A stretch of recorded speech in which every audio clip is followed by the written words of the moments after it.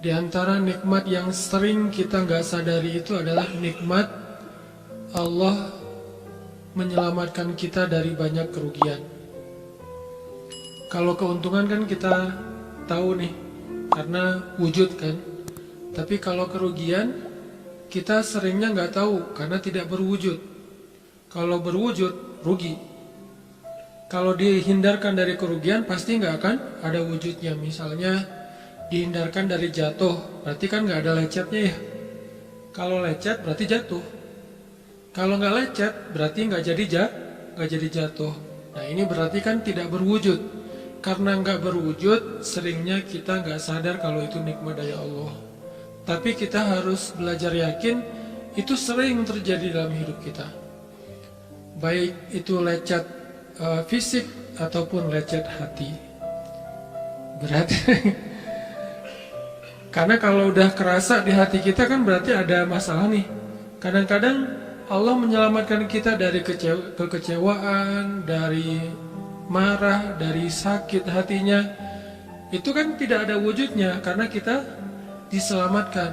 Tapi yakin bahwa sesungguhnya itu juga nikmat dari Allah. Makanya harus tetap bersyukur walaupun kita kadang nggak bisa menghitung nikmat Allah.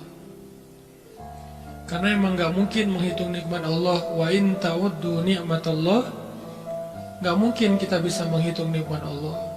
Gampangnya misalnya, coba aja, ada nggak kita yang bisa ngitung jumlah tetes air hujan ketika turun hujan? Itu baru satu nikmat ya, hujan doang nih.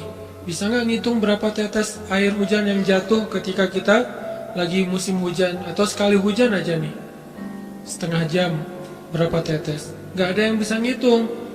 Itu aja nggak sanggup, apalagi nikmat-nikmat yang lebih besar.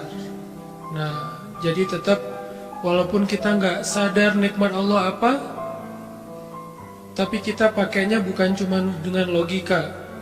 Hidup saya kayaknya gini-gini aja logikanya nih. Tapi kalau kita beriman, sebetulnya nggak gini-gini aja. Hidup kita tuh harusnya lebih parah dari ini nih. Hidup kita tuh harusnya banyak masalah. Cuman sebagian besar masalah udah Allah hindarkan. Udah Allah selamatkan kita dari masalah-masalah itu. Cuman dikasih sebagian kecil sebagai pengingat buat kita. Kadang-kadang kalau nggak dikasih masalah sama sekali, kita suka jauh dari Allah. Karena Allah kangen. Di antara hadis kangennya Allah kepada kita tuh, Allah kalau kangen kepada hambanya, dikasih ujian. Hamba yang kayak gimana? Hamba yang kalau nggak dikasih ujian, nggak deket sama Allah.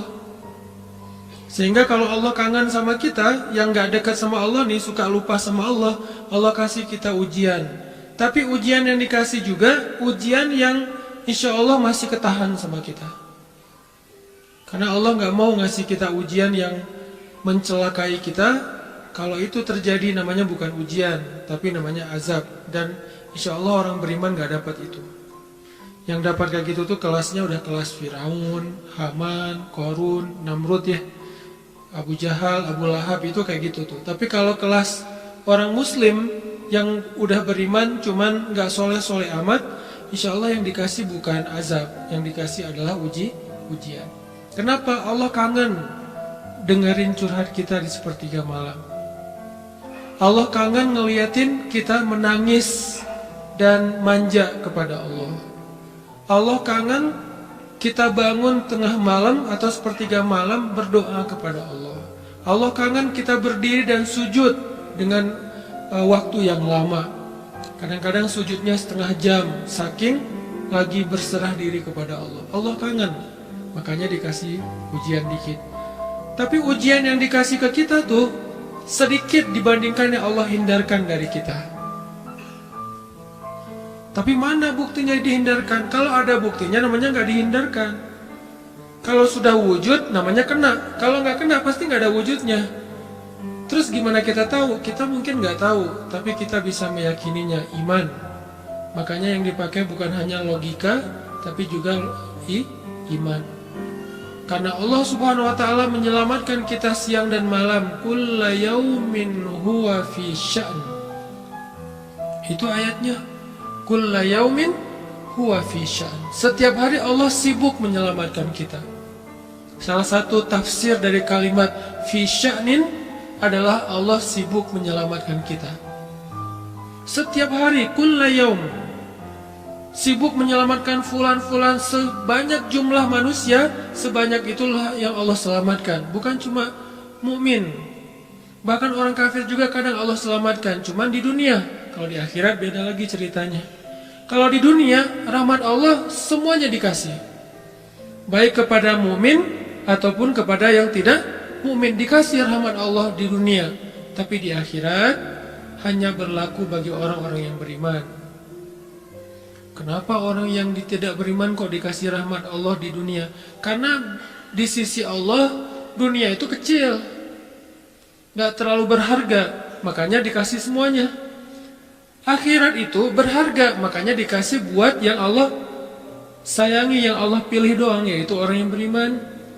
Jadi jangan sampai kita berpikir Allah tuh kayaknya gak fair, kok orang gak beriman dikasih rahmat di dunia. Karena dunia itu gak terlalu berharga di sisi Allah. Seandainya dunia itu ada harganya walaupun sebelah sayap nyamuk, gitu kan hadisnya, gak akan Allah kasih itu dunia kecuali kepada orang beriman. Tapi berhubung lebih ringan daripada sebelah sayap nyamuk, dikasih kepada semuanya. Ibaratnya kalau kita ngasih, kayak ngasih lagi jalan gitu ya, naik angkot misalnya, naik angkot terus sama istri nih naik angkot berdua. Terus pas turun angkot, harga angkotnya tuh misalnya 3.000. Udahlah kasih aja 5.000. Karena 2.000 yang kita kasih, nggak mungkin istri kita komplain, kemarin aku minta nggak dikasih. Nggak akan mungkin kan? Kenapa? Cuma 2.000. Tapi coba ngasih 100.000. Beda tuh. Karena dia sesuatu yang ringan, maka tidak perlu komplain. 2.000 doang, saya juga dikasih lebih dari itu. Harusnya kita sadar bahwa dunia itu 2.000-an. Dunia itu cuma 2.000-an. Gak terlalu berharga lah. Walaupun tetap butuh. Gak berharga juga butuh. Sehingga ketika ada orang yang tidak beriman dikasih 2.000-an kayak gini, kita yang beriman jangan sirik. Mending saya gak beriman kalau kayak gitu. Ternyata gak beriman juga dapat tuh banyak. Gak banyak, cuma 2.000-an. Dan kita mah dikasih lebih banyak dari itu. Cuman yang dilihat 2.000-nya, bukan yang ratusan ribunya. Ini artinya teman-teman, yuk kita tetap belajar bersyukur kepada Allah. Walaupun kita gak sadar nikmat Allah itu apa. Kita gak bisa ngitung dengan logika kita. La tuhsuha, gak mungkin bisa dihitung dengan logika. Tapi kita masih punya logika iman.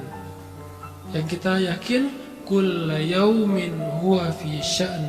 Setiap hari itu Allah ngasih nikmat buat kita. Setiap hari itu Allah menyelamatkan kita dari banyak masalah. Setiap hari. Bukan pernah tuh dulu gua nyelamatin lo. Enggak. Setiap hari diselamatin. Kita ada orang yang kadang-kadang nyelamatin kita dari satu musibah. Itu kan berjasa dan kita kayak ngingat seumur hidup kan ya. Dianggap kayak orang yang paling berjasa dalam hidup kita. Dulu hampir putus gara-gara dia gak jadi putus gitu, nyambung lagi dalam bentuk yang halal misalkan ya. Berarti kan dia paling berjasa nih. Kalau nggak gara-gara dia nih udah putus tuh. Kalau nggak gara-gara dia udah cerai nih. Alhamdulillah gara-gara si fulan, gara-gara ustadz itu, gara-gara teman saya, gara-gara orang tua, kita yang tadinya hampir bercerai nggak jadi bercerai. Kan dia berarti berjasa banget dalam hidup kita, menyelamatkan rumah tangga. Allah menyelamatkan kita dari yang kayak gitu-gituan tuh kulla yaum, setiap hari. Kalau yang belum menikah, setiap hari Allah menyelamatkan kita dari zina. Apalagi kita hidup di zaman fitnah. Apalagi kita hidup di kota besar kayak di Bandung, yang fitnahnya mungkin lebih besar daripada di desa. Dengan mudah kita bisa terjerumus ke dalam dunia-dunia yang kayak gituan. Mudah banget. Tapi setiap hari diselamatin, besok diselamatin lagi, lusa diselamatin. Walaupun seringkali Allah pengen nyelamatin kita, kitanya aja yang kekeh gak mau diselamatin. Udah jatuh, Allah selamatkan dari apa?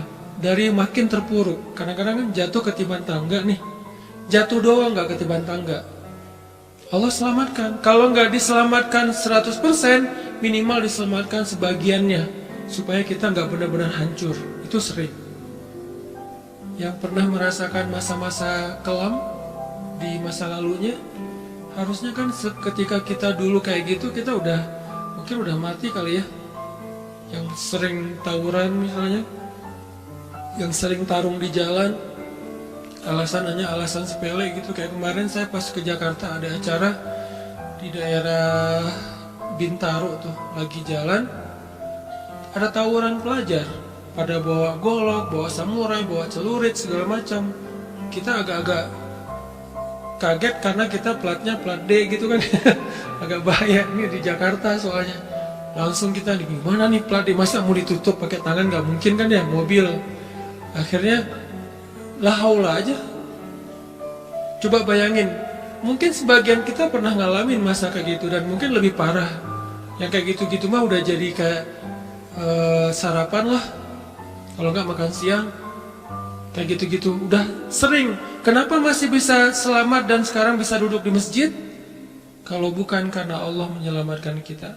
Jadi kalau ada yang cerita ke saya tuh tentang pengalaman masa lalunya yang luar biasa kelam, saya tuh selalu bukan takjub ke dianya, takjub ke Allahnya. Bukan takjub karena dia bisa berhijrah, takjub karena Allah masih menyelamatkan dia dan menghijrahkan dia. Sehingga ketika dengar cerita kayak gitu, yang kita ucapkan adalah Masya Allah, Alhamdulillah. Bukan, wah hebat lo ya, dulu pernah bunuh orang, pernah ini, pernah, semua dosa pernah gua lakuin dah. Itu gak perlu bangga, karena kalau dia gak diselamatin Allah, dulu udah celaka dengan dosa-dosa itu. Tapi karena Allah selamatkan, akhirnya dia diberi kesempatan. Bikin dosa dibiarin sama Allah, bikin dosa dibiarin, bukan dibiarin berbuat dosa, dibiarin supaya dia kembali kepada Allah, dikasih kesempatan. Dan itu nggak sehari, bertahun-tahun kan kita kayak gitu, masih aja Allah biarin, masih Allah kasih kesempatan. Ini artinya teman-teman, benar, kulla yaumin huwa fi sya'an. Setiap hari itu Allah selalu jagain kita. Setiap hari itu Allah selalu nyelamatin kita dari banyak masalah. Kalau yang udah nikah, mungkin di hari-hari pertama atau tahun-tahun pertama nih pengalaman pernikahan ya. Ya nggak apa-apa deh. Sedikit lah ya. Saya emang nggak terlalu berpengalaman. Ada yang lebih berpengalaman dari saya lah ya. Ada sedikit pengalaman. Biasanya orang yang baru nikah ujiannya itu 3 tahun pertama. Kalau dia bisa ngelewatin masa 3 tahun pertama, insya Allah agak lebih mudah ke depannya. 3 tahun pertama ini paling berat. Apalagi kalau dia nikahnya, alhamdulillah gak pacaran. Kalau pacaran kan ujiannya udah sebelum nikah udah banyak ujian nih. Pas udah nikah ya udah selesai. Bukan udah selesai ujiannya, udah gak ada yang perlu udah hambar aja. Udah plain ya. Pernah gitu Ustaz? Enggak sih. Untung ya, untung. Alhamdulillah gak pakai pacaran. Soalnya yang pacaran diputusin melulu. Jadi yang udah pacaran lama, pas udah nikah, kita mau ngapain lagi ya? Kayaknya udah semua ya. Oh iya, udah semua. Bulan madu dari dulu juga udah sering. Kan udah agak-agak plain gitu kan. Tapi kalau yang belum nikah, belum pacaran, nikah nih. Jadi kayak benar-benar baru pacaran, cuman ada konsekuensi lain yang mungkin ini jadi kayak semacam ujian lah, biar sabar. Masa-masa adaptasi, masa-masa saling mulai mengerti, oh ternyata kamu tuh kayak gini dan segala macam. Apalagi kalau baru nikah langsung LDRan, kan berat banget tuh. Nikah LDRan, pacaran LDRan aja berat. Bener gak sih? Nggak ngaku Pacaran LDRan aja berat, apalagi nikah LDRan. Kenapa? Pacaran itu kan masih banyak pantangan. Nikah kan udah masih banyak ibadahnya. Tapi nggak boleh ibadah, coba gimana? Nggak sengsara tuh, merana kan? Harusnya boleh tapi nggak boleh. Yang tadinya nggak boleh aja sengsara, apalagi udah boleh. Nah ini artinya setiap hari dalam tahun-tahun pertama pernikahan kita bisa aja mengatakan, udah deh, kamu saya talak kamu, apalagi laki-laki.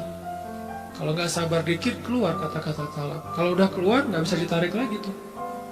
Karena kalimat itu walaupun guyon tetap kena kan? Guyon aja kena, apalagi serius. Enggak usah, saya waktu itu lagi dikuasai amarah. Emang ada yang cerai dalam keadaan nyaman? Kita talak yuk, gitu. Nggak ada kan? Yang namanya cerai pasti marah tuh. Jadi nggak ada istilah gara-gara marah terus talaknya nggak berlaku. Nggak, maksud marah yang nggak berlaku talak itu kalau sampai hilang akal. Tapi rata-rata kita masih berakal sih walaupun marah juga. Karena ada orang yang marah tuh kemudian dia jadi kayak orang yang gila gitu gara-gara marahnya, itu hilang akal. Tapi kalau masih berakal, masih mukallaf, masih bisa berpikir, ya namanya cerai nggak ada yang nggak marah. Yang namanya cerai pasti marah. Say, apa? Aku talak kamu. Nggak ada. Udah talak manggilnya say. Udah gitu pakai emoticon yang love gitu. Tapi talak kan agak-agak klise ya. Nggak ada. Pasti emoticonnya tuh berderai-derai atau hatinya terbelah kan gitu kan ya. Lagi rame soalnya tuh yang kayak gitu-gitu. Cie. Ini artinya bahwa yang namanya talak nggak ada nyamannya. Pasti lagi marah. Dan tetap berlaku teman-teman. Kalau nggak Allah membimbing lisan kita, mungkin hari kedua udah talak. Kalau Allah nggak membimbing hati kita, mungkin bulan pertama udah talak. Berarti kulla yaumin huwa fi sya'an. Sebetulnya kalau dengan logika iman, harusnya kita yakin setiap hari itu Allah pasti nyelamatin kita setiap hari. Cuman karena udah diselamatin jadi nggak ketahuan. Kalau nggak diselamatin ketahuan. Mau jatuh di jalan nih, naik motor nih, mau keserempet harusnya jatuh, tapi nggak jadi keserempet, atau keserempet dikit nggak jatuh, kan kita suka lupa kalau kayak gitu kan ya. Kalau udah jatuh baru ingat, kan saya tadi udah baca Bismillah, kenapa masih jatuh, gitu kan? Tapi kalau nggak jatuh, kita lupa bahwa ternyata perjalanan kita tuh dilindungi oleh Allah, sehingga kalau udah sampai bilang Alhamdulillah. Jadi banyak yang kita nggak bisa ngitung karena memang tidak terjadi. Kenapa nggak terjadi? Allah yang menyelamatkan kita. Kulla yaumin huwa fi sya'an. Sehingga tetap walaupun mungkin kita nggak ngerasain, bilang aja alhamdulillah setiap hari aja gitu. Karena nggak ada ruginya juga kita ngomongin alhamdulillah. Satu-satunya kata atau nama yang nggak rugi disebut